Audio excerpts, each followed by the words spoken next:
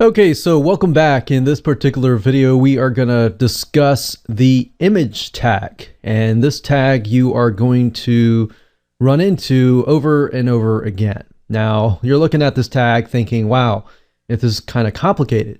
And not really. The image tag really looks like this. The rest of it I'll explain in just a minute. So, image tag allows you to grab any image, whether it's an external image from a different website or even your internal image that might be sitting on your website. It acts just like a hyperlink, and which you'll learn later on. But where it starts out with is the tag here, of course, these brackets surrounding it, and it starts with IMG, standing for image for short, and then you put a space, and then you put SRC, which stands for source, or basically image source equals quotations, and then of course the file name inside. Now, like I said, this could be a file that is sitting on your server. It doesn't necessarily have to be a .jpeg or .jpg. It can be a .png file. It can be a .gif. Any sort of image file, it will work. So this could link here. This could link to www.yourdomain.com/image name.jpg or whatever the image extension might be. So that's how easy it is to create a image tag. And without having to even go to Composer, you can simply type this in and pull any image that you want in. Now, what you saw earlier was the alt tag. So if we add an alt tag, so after we've done this, after the quotation has closed that URL off, now we can put a space and we can put the word alt equals quotation.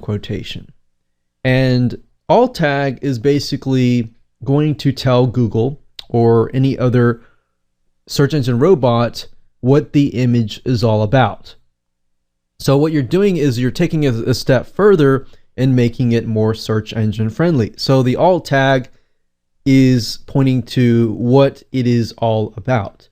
So let's say, for example, this is an image of a puppy. So let's say a golden retriever puppy. So you would type in golden retriever puppy, and you might be able to type in what it's doing. Maybe it's biting, and your image is about how to stop puppies from biting. So Google will read that and it will say, okay, this must be about golden retriever puppy biting.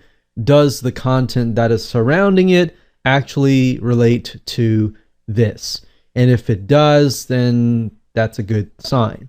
Now, the other stuff that you saw was what we call the style, the width, and height.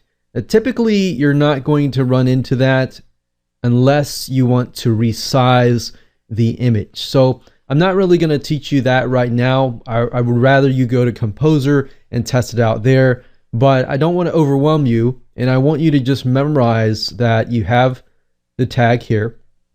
So let's do that again. So starting from scratch, image source, remember? So I like to start with the bracket. Now, the image tag does not have a close tag necessarily. It's just IMG SRC, so image source equals that. So I like to do that. And then I put the file name inside and the extension. And that's essentially it. And then alt tag equals quotation, and then the SEO friendly keyword. And that's it. That's all you have to do. Now, whenever you add the width and the height, that is only if you want to resize it. So if you want to resize it, then you can add a width and height. But for now, I just want you to learn the basics. And let's jump on over to Composer and I'll show you. So if I go to Composer here, and let's say, for example, that I'm going to center align this image, I'm going to go ahead and click on image, and I'm going to go ahead and find an image. Now, these images are on my computer, obviously. So if I click on do not use alternate text, and typically with Composer, if you do not enter alternate text, it will ask you and it will give you a warning message. So you want to enter the alternate text, which is basically what Google robots see to see what your image is all about. So we can say how to say puppy biting, and we'll click OK, and there we go. So obviously this is not an image of a puppy biting, but I'm just using this as an example. Now if you click on source here, you will see that we can see the IMG and the SRC down here. Now of course there's a style down here which is telling us the style and the alt tag. But if we were to remove this, this is what it would look like. We can see IMG SRC equals the location of the file. Now, I've said this before, but Composer will generally directly link to your computer, and you don't want that. You want it to link to your website or to the file. So if this HTML file is located in the same folder as your image, then you can simply remove everything and just simply put the file name between the quotations.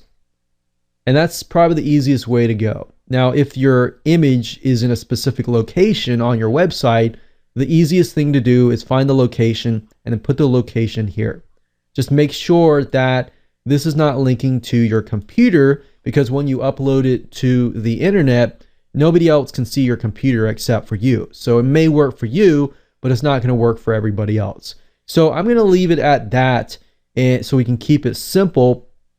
But if you ever want to resize it via Composer without needing to know all the width and height and all the styling and stuff like that, you can always double click it and go to dimensions, and you have the actual size here. You can do custom size, and what I like to do is make sure that the constraint option is selected, simply because if a picture, let's say for example, is 900 by 597, you don't want to distort it when you decrease it down to 500.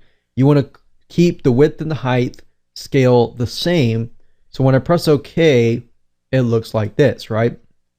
Now, if I don't press the constraints, as you saw I did earlier, and I just do something like 500, and I press OK, you can see how it has distorted the image itself. So that's another little tip that I have with utilizing Composer. So by all means, if you want to stick with Composer, great, that's fine. But I'd highly recommend you at least memorize this simple tag, because when it comes to editing with WordPress or any type of content management system that utilizes an HTML editor, sometimes you're going to run into snags along the way. And if you know this tag, then you can get past simple roadblocks. All right, so hope you enjoyed that video, and we'll move on to the next one.